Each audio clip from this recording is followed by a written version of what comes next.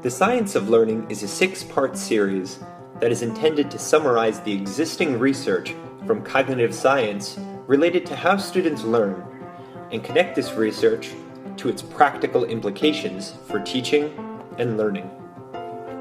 The second question in the Science of Learning is, how do students learn and retain new information? Information is often withdrawn from memory just as it went in. And we usually want students to remember what information means and why it's important. So they should think about meaning when they encounter to-be-remembered material. If we want students to remember a process, we have to teach the process. If we want students to remember the emotions they felt, we have to teach them how to understand their emotions. In order to successfully do this in our classrooms, teachers can assign students tasks that require explanations. They could be answering questions about how or why something happened. Additionally, teachers could require students to meaningfully organize materials. These tasks focus students' attention on the meaning of course content. Reading is such a powerful tool for learning because it attaches a story to new information. Teachers can help students learn to impose meaning on hard-to-remember content using this technique. Stories are particularly effective at helping students do this because it allows them to recall much more easily.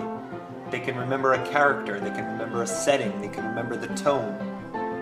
Practice is required to improve any skill, not just physical skill, mental skill as well. If you want a strong brain, you have to exercise it. But just like a muscle, your brain cannot be overloaded with too much information at once.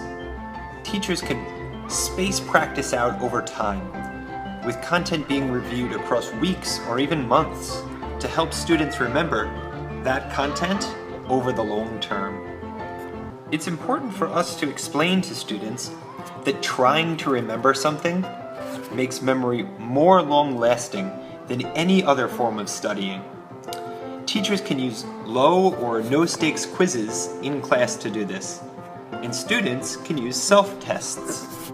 The last technique that I'll recommend is that teachers can interleave practice of different types of content.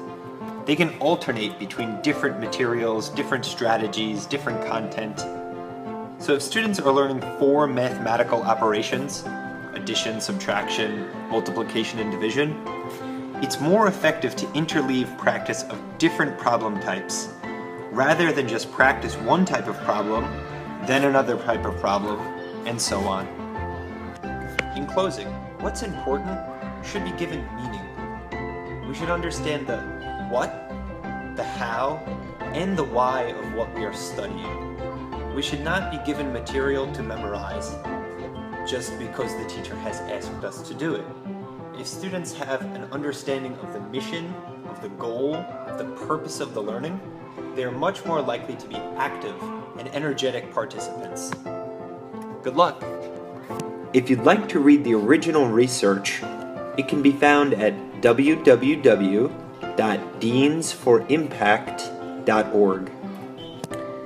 This has been a Kaizen teaching production. You can find this video on my YouTube page and much more information on my Facebook page. Have a great day. Cheers!